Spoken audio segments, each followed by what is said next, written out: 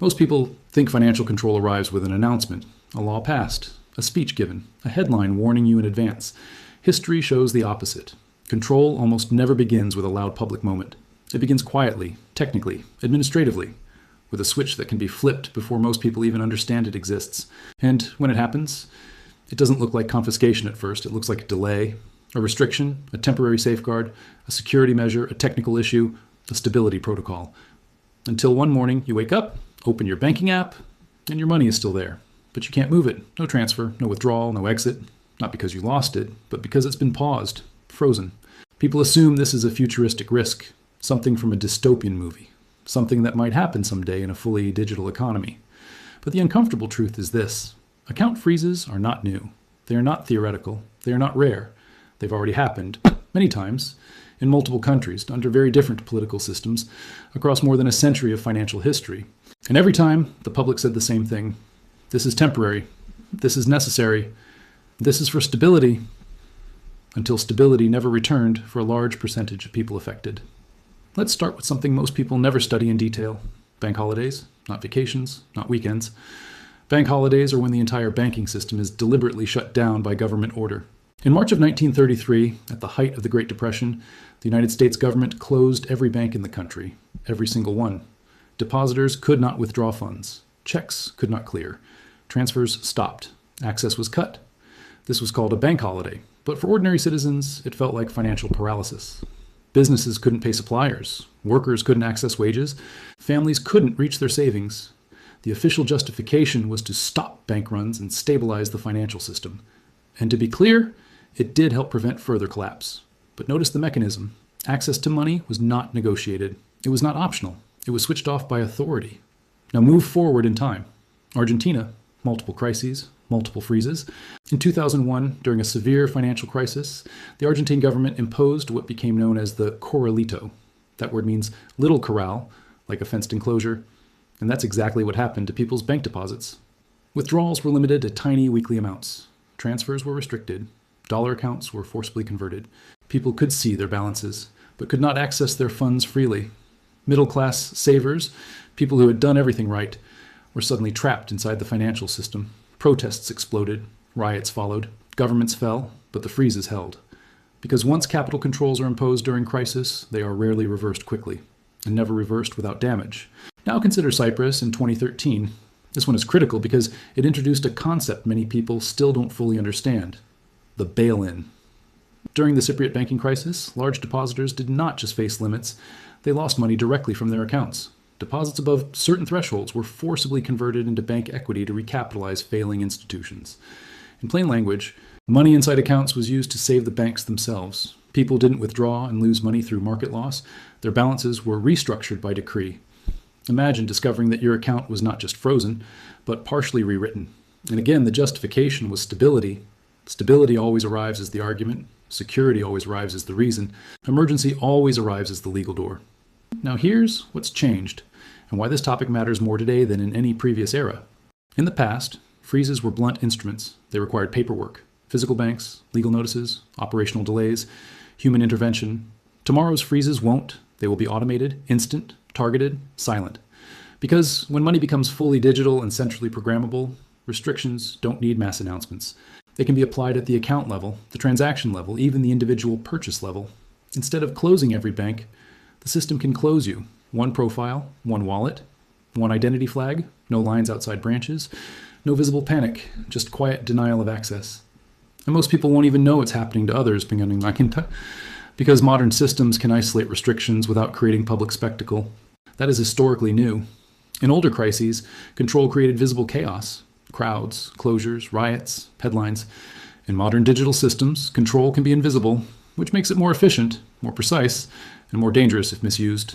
Now step back and look at the pattern across history. Financial authorities don't begin with confiscation.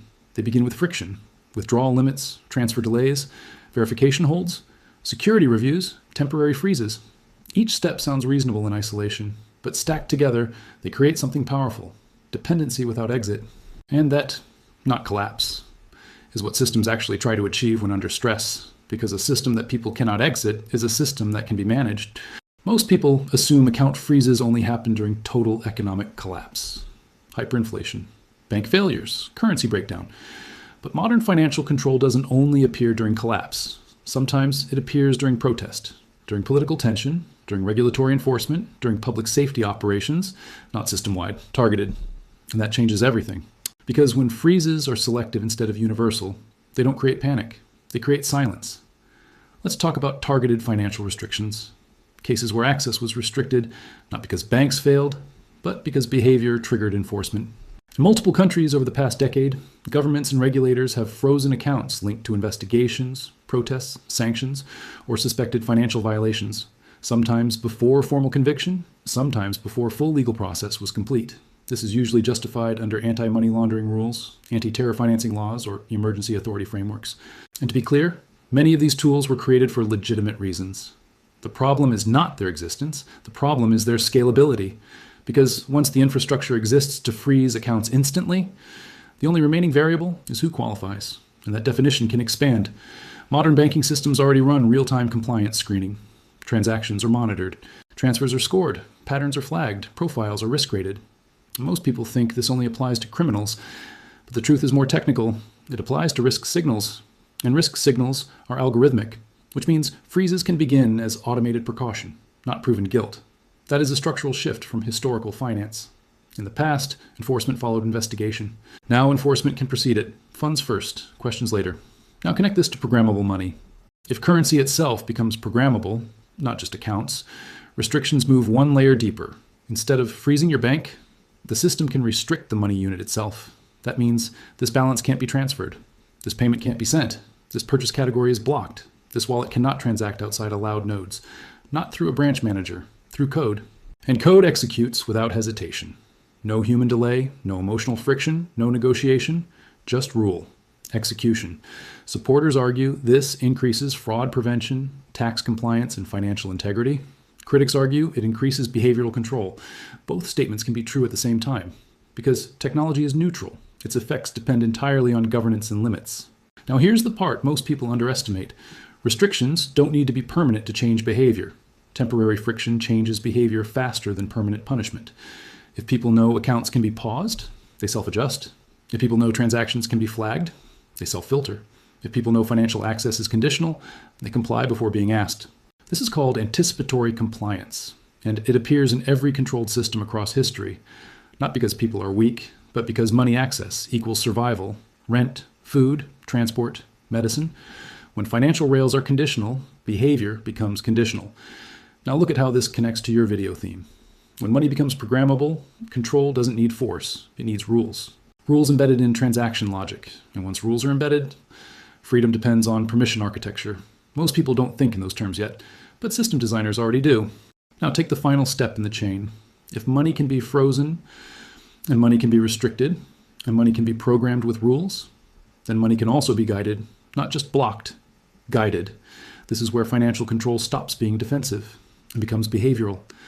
Because the most powerful control systems don't just stop bad actions, they steer preferred actions. And history shows that whenever authorities gain the ability to steer economic behavior directly, they eventually use it. First for stabilization, then for policy, then for social outcomes. Let's talk about expiration money. This has already been tested.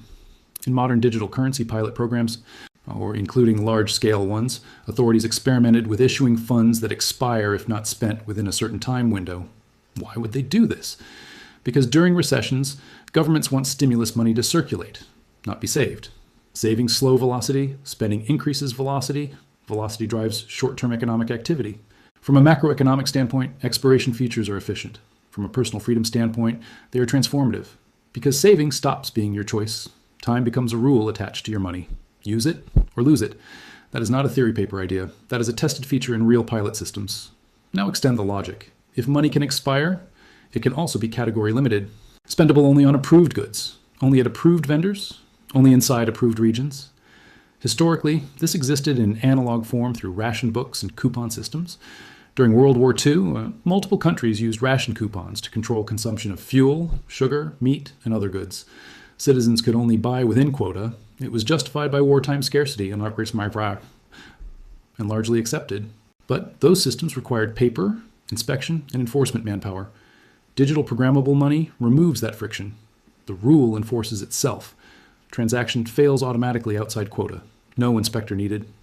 Now imagine this applied not during World War, but during climate policy, health emergencies, energy shortages, or financial crises. Again, not because of villainy, because of capability. Capabilities get used. There is another behavioral layer, incentive steering. Programmable money can reward specific actions automatically. Spend here, get bonus credit, buy approved goods, get rebates, avoid disapproved categories, get benefits. Economists call this targeted policy efficiency. Behavioral scientists call this nudge architecture. From a systems perspective, it is programmable compliance. Your wallet becomes a policy interface, and when wallets become policy interfaces, neutrality is gone. For thousands of years, money did not ask why you spent it. In programmable systems, money can check. Now step back and look at the full arc we've walked through across this video. Money started as scarce metal, resistant to manipulation. Then it became paper redeemable for metal, convenient but constrained. Then redemption was removed, flexibility increased. Then money became fully fiat, expansion accelerated. Then money became fully digital, visibility increased. Now money is becoming programmable, permission increases. That is the structural progression, not collapse, evolution. But evolution always redistributes power. The key lesson from monetary history is not that every new system becomes tyranny. That's too simplistic. The real lesson is this. Every increase in monetary control capacity changes the balance between citizen freedom and institutional power, sometimes slightly, sometimes dramatically. And the public usually recognizes the impact only after the system is already normal. The people who navigate monetary transitions best are not the loudest or the most fearful. They are the most informed. They study mechanisms, they watch infrastructure, they follow incentives instead of slogans, because slogans tell you intentions, infrastructure tells you capabilities. If you've stayed through this entire breakdown, you're clearly here for more than headlines. You want the deeper mechanics behind money, power, and financial control systems. That's exactly what this channel exists to map, through history, structure, and documented cases, so you can see system shifts before they become personal surprises. If that kind of clarity is useful to you, subscribe, and stay ahead of how the monetary system is actually changing, not how it's marketed.